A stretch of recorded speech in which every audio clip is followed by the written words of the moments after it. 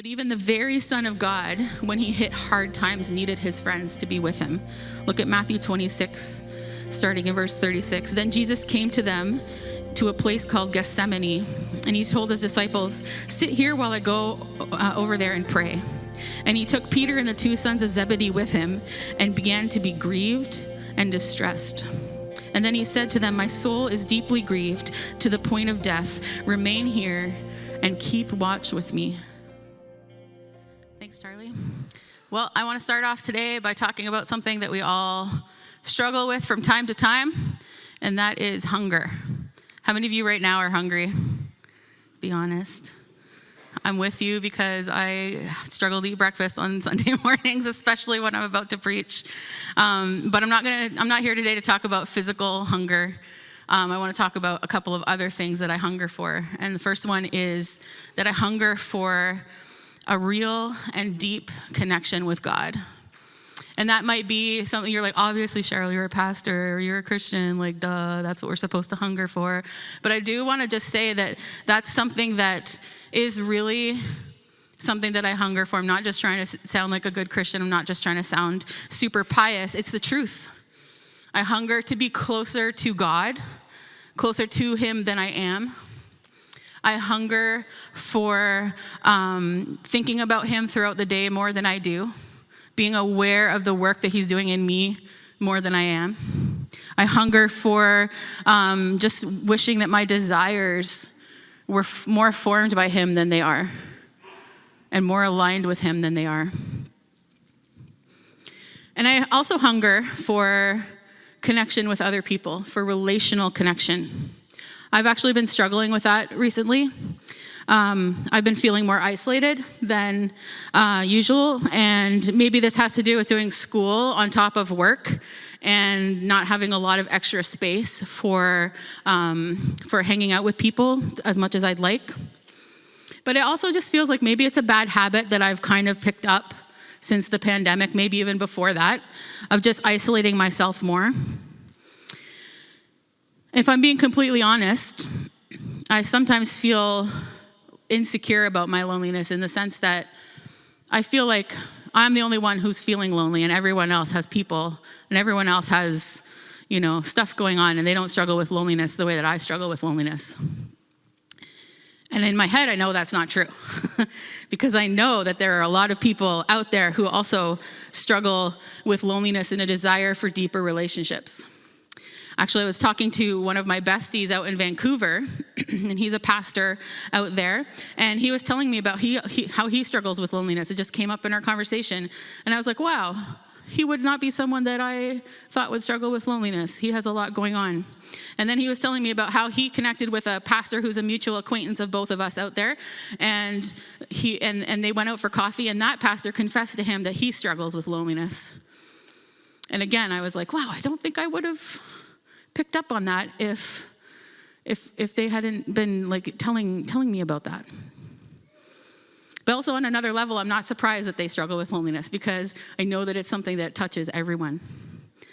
The former U.S. Surgeon General Vivek Murthy stated in a 2017 article that loneliness is a growing health epidemic. And they can't say that if it doesn't touch a lot of people. And in his book, The Connected Life, Dr. Todd Hall calls it a connection crisis. And he wrote about the, quote, good life, quote unquote, good life that we are learning to pursue in our culture. And this is what he says about it. The good life values independence over friendship, personal comfort over commitment to others, solitary achievements over the common good, and economic success over social and emotional well-being. That sounds about right to me. Does it sound familiar to you? That those are things that we seem to be pursuing in our lives almost unconsciously. We would never actually say we want to pursue individualism over connection with other people. And yet that is what we do. That's how we live. And it contributes to my feelings of loneliness, and I'm sure it contributes to your feelings of loneliness and isolation. And here's why I'm talking about this. I'm not trying to be like a downer and be all like, oh, I'm so lonely. Be my friend, everyone. Why I'm mentioning this is because Dr. Hall in his book goes on to draw a connection between our relationship with other people and our relationship with God, and that those two things are inextricably linked. He says that the more connection that we feel with others, the more connected we feel to God.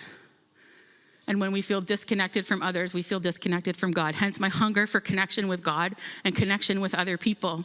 And there's a fundamental relationship between those two things, spiritual connection and relational connection. And when I look at my life, I can see the evidence of that.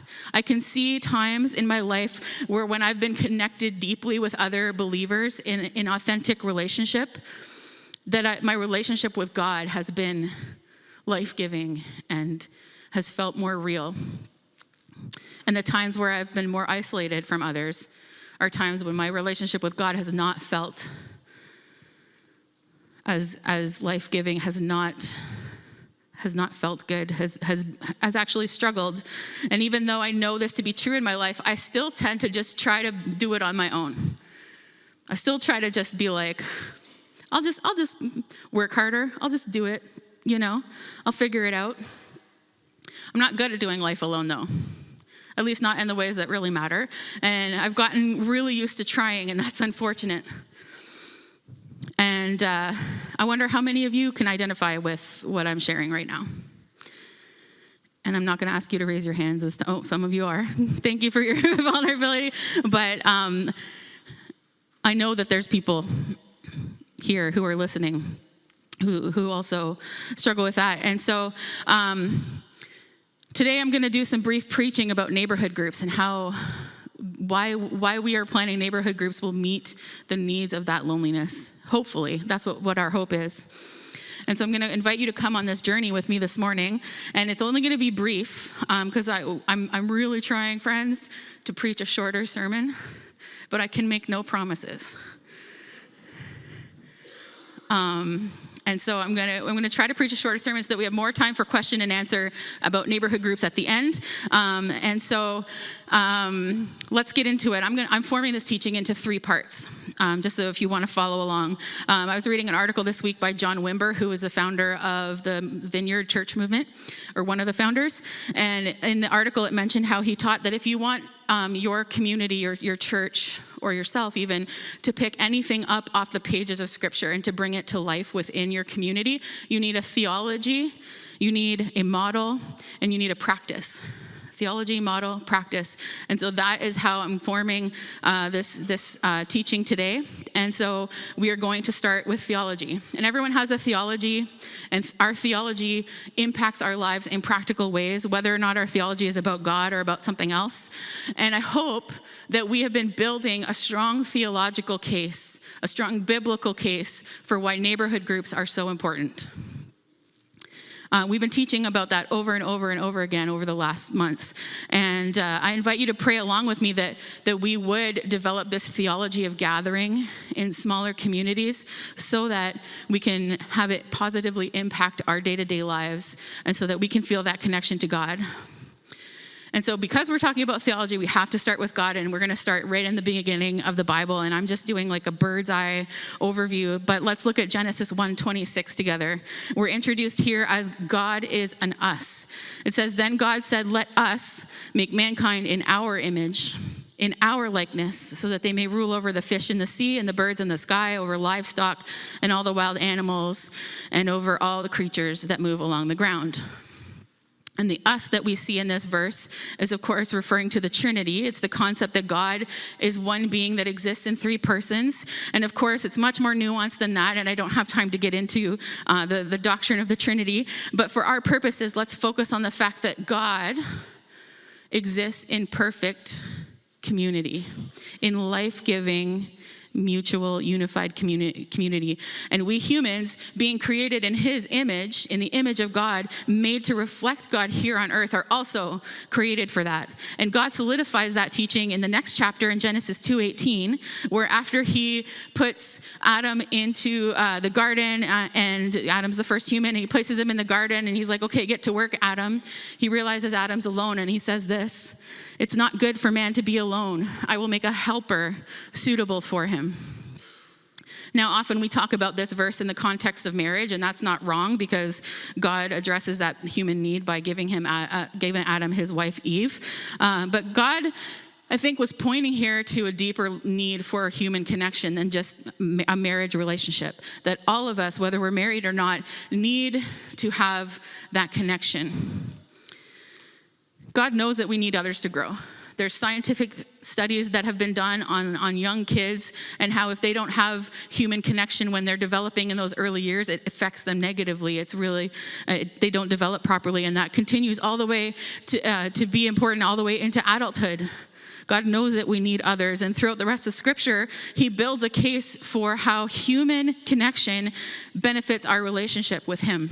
And I don't have time to go into a ton of those examples, but for starters, God doesn't call one person to be his chosen man or woman. He calls a people to the Israelites to collectively reflect him, to collectively be a source of blessing to the nations, and to collectively follow him together.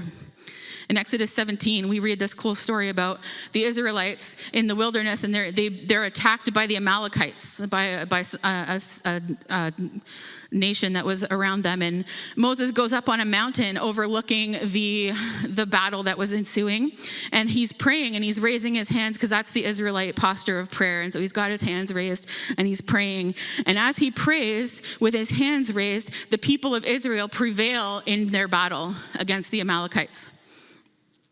And so he's praying, and every time he lowers his hands because he's tired, because if anyone's ever tried to keep their hands up this high for a long time, you know it's really difficult. When he lets his hands fall, they begin to lose their battle. And so the battle rages all day, and as you can imagine, trying to keep your hands up for that long is really tiring. And so Aaron and Hur, who are two guys that were with him, stand on either side of him, and they hold up his arms. And he prays, and Israel wins the battle. And I love this picture because it's such a great picture of how God's followers can literally support each other in what we need to do to follow God, because following God in this life is hard. It's one of my pictures of how relational connection supports and fosters our connection to God for the benefit of others. And that's just one Old Testament example, and there are many, many more.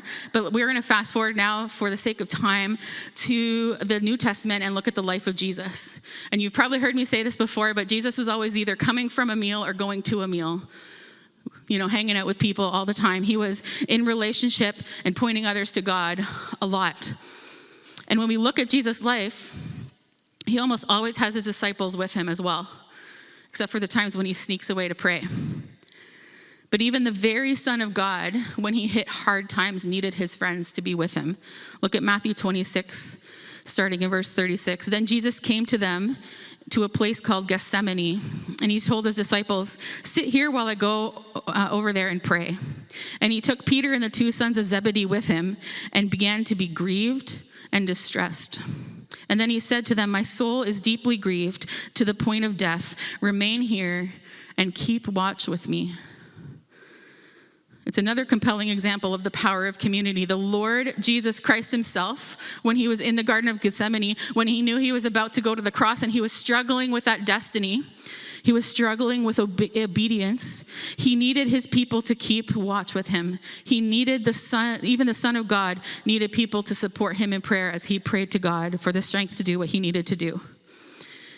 And as we've been studying in the book of Acts, we've seen God's community forming picture after picture of that, and how community was fostered in the early church.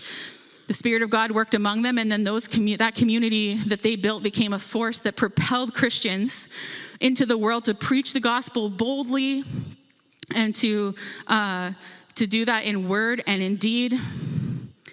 And we see this community meeting practical needs, praying together, devoting themselves to the apostles' teaching, using their gifts for the good of the community, striking out to the ends of the earth, or supporting those who were. In the community in the early church, it wasn't perfect, but it was strong, and so strong that several times Peter or some of the other apostles were either thrown in prison or they were threatened to be thrown in prison. And whenever they escaped that fate, they didn't go into hiding and they didn't flee the city and I hope they never catch me here. They went back to their community where they received care and support and love. and where they prayed together to continue to be bold, to do the things God was asking them to do, even if it meant going to prison or worse. And I've had a glimpse of that kind of community in my life from time to time. But the most compelling picture that I can remember is when I lived in Japan and I taught English there. I was blessed to have 6 or 7 other English teachers living right in the city that I lived in. And all of us were from Canada or the States, which was really unusual. Most of us were actually Christians as well, so that was even more unusual and very special. And we shared the identity of gaijin, which is the Japanese word for foreigner. We even had to carry these gaijin cards everywhere we went. And that identity drew us together, and it made us forge friendships that were more intense than I think we would have if we had just met back in Canada. In fact, one friend that I had who was an American, he lived 2 hours away from me, and we would take the train each 1 hour to meet halfway between our homes once a week just so that we could hang out and we could alleviate some of the loneliness that we felt from being foreigners living in a foreign country.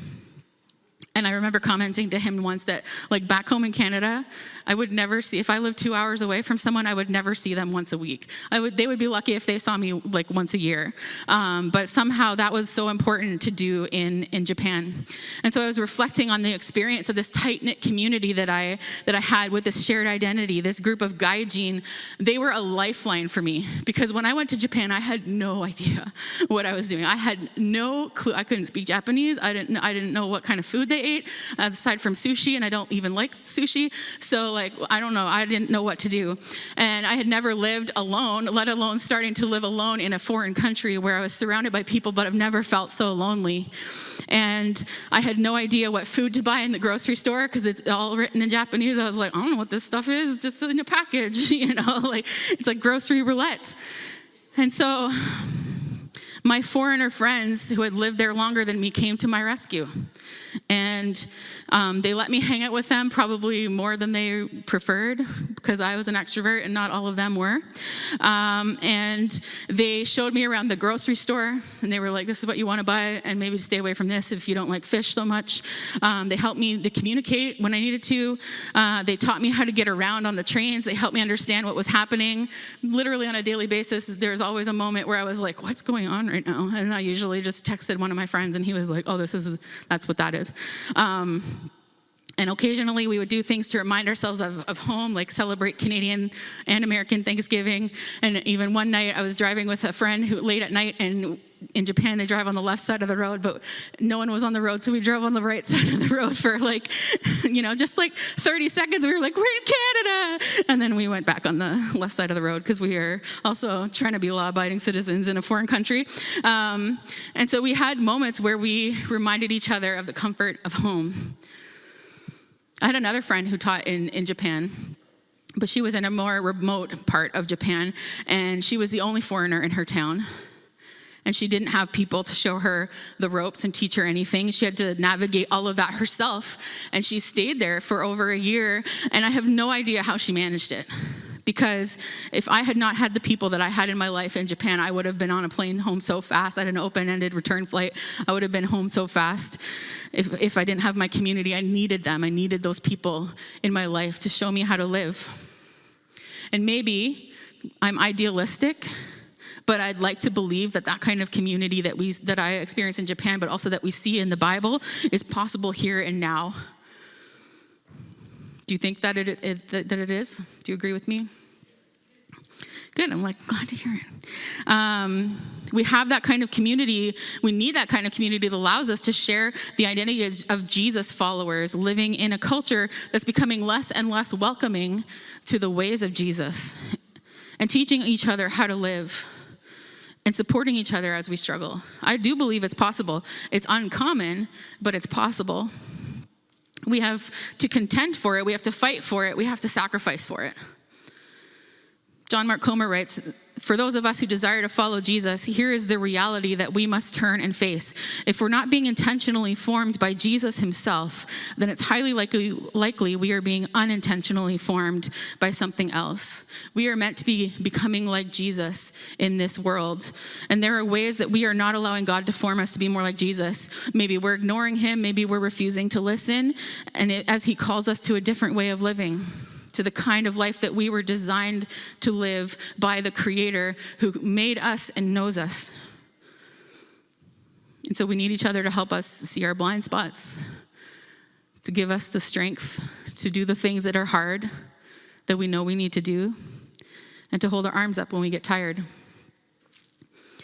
So that's a bird's eye view of the theology. I know that was brief, and there's so much more that I could have said. If you want to know more, we've been teaching on this literally for months and months, so you can go back and listen to our sermons. And I want to turn now to the model. So we've just looked at theology. We're going to look at the model now. In order to accomplish the kind of community that we believe God is calling us to, we are forming neighborhood groups, which you've been hearing a lot about, and we're going to embody a 3-directional model within our neighborhood groups. And I briefly talked about it last week in our Q&A time, and I'm going to briefly talk about it again with a bit more detail. Let's read 1 John 4:10 first, though. It says, "This is love. Not that we loved God, but that he loved us and sent his son as an atoning sacrifice for our sins." First, we direct ourselves to God. He loved us first so that we could love him back. We were not capable of loving him on our own. He's the one who pursues us. He's the one who speaks identity to us, who loves us. He's the one who changes us and changes our attachments and our addictions and our sinful patterns, and makes us to become more like Jesus. He's the one who's adopted us into his family and relates to us as a father who wants his kids. Even though we are rebellious, even though we are undesirable, and we had done nothing to earn that love. And with the power of the Spirit, we can't abstain from sinful desires without the power of the Spirit, we can't abstain from sinful desires on our own. And we can't meet God's standards. We can't live good lives. We can't foster the kind of community that we've been talking about this morning apart from God. And that's the beauty of following Jesus. He's made a way for it. We can't do it, but he's done it. And so we begin to individually and collectively turn to this God who loves us and who allows us to live in that love, and allow him to pour that love out onto us. And this has to be our starting point. So we turn to God first. Second, we direct ourselves towards each other. If we look back at 1 John 4 in verse 11, it says, "Dear friends, since God loved us, we also ought to love one another."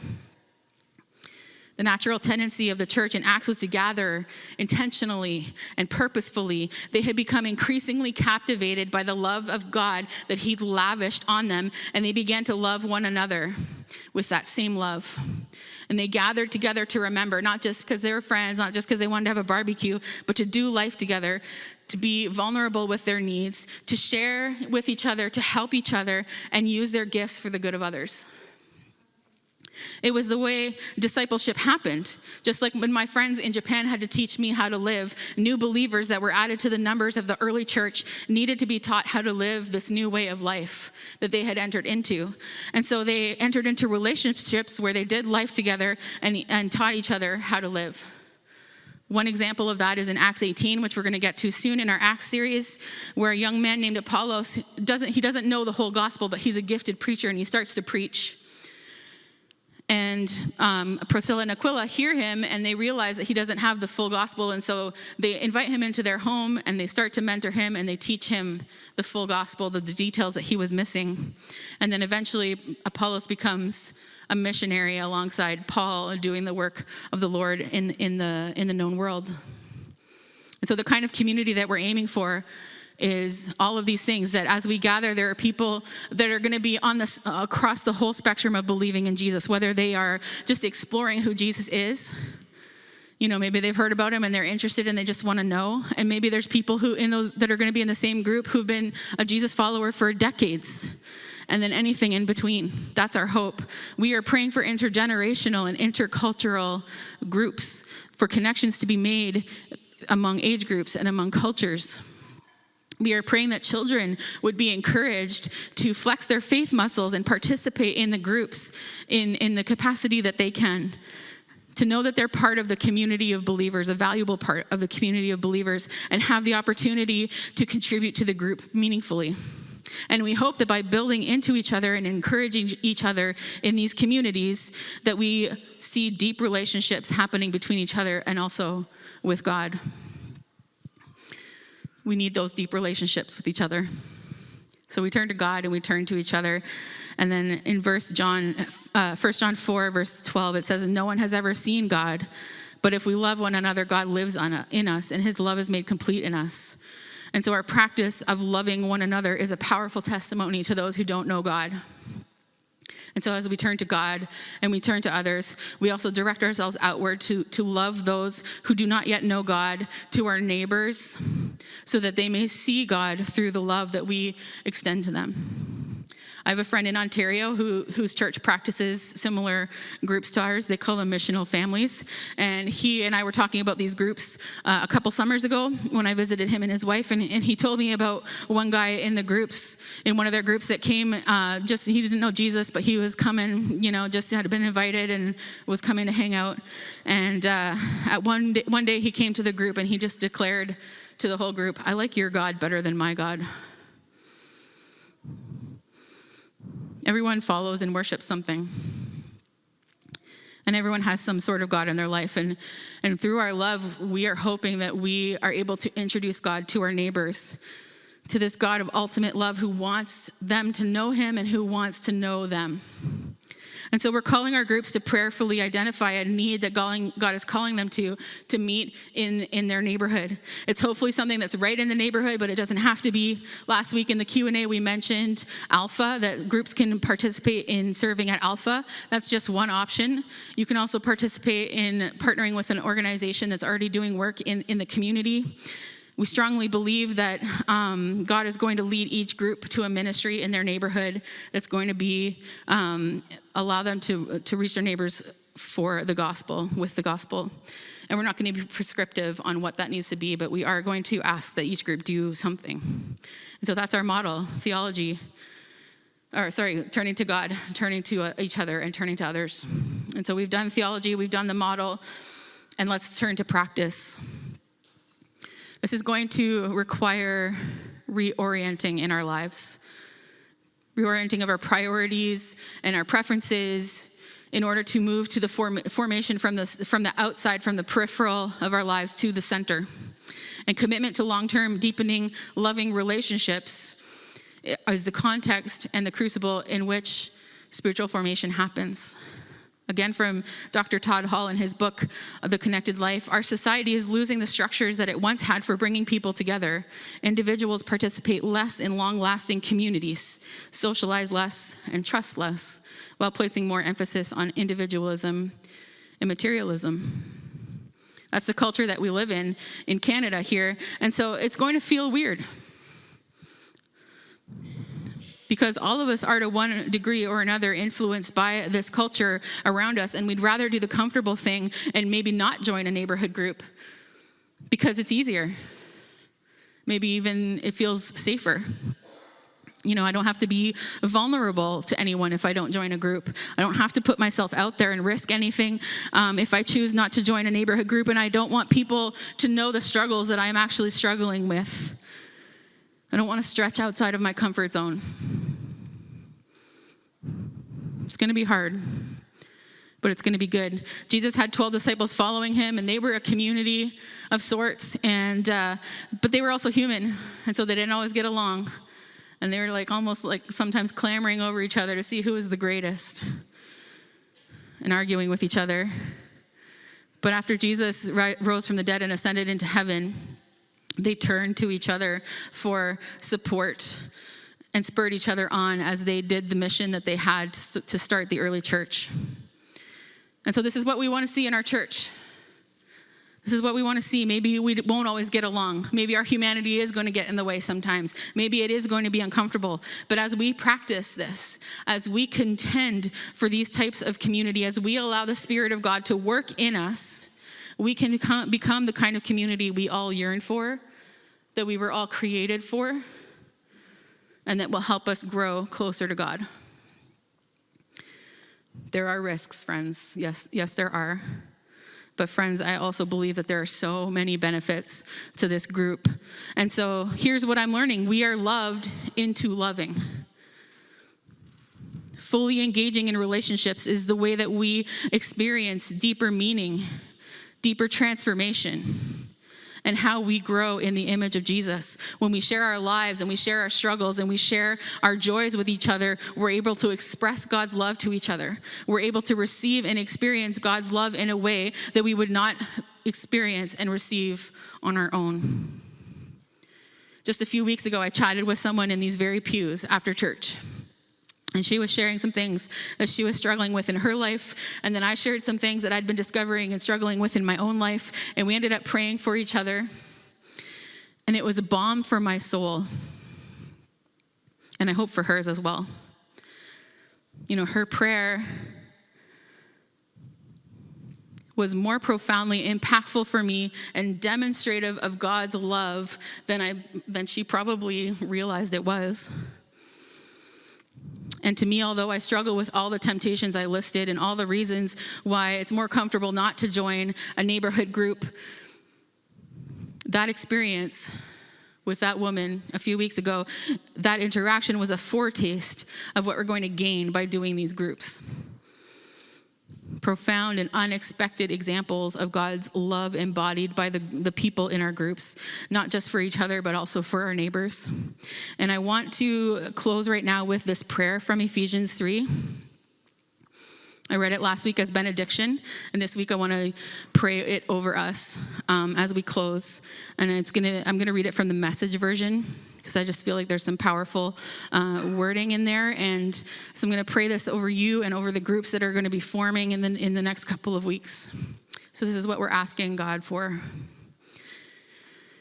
My response is to get down on my knees before the Father, this magnificent Father who parcels out all heaven and earth.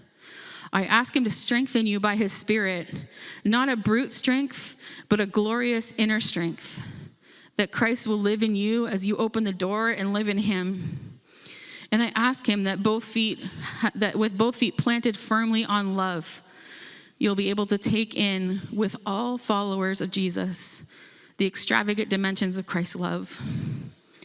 Reach out and experience the breadth, test its length, plumb the depths, rise to the heights, live full lives, full in the fullness of God.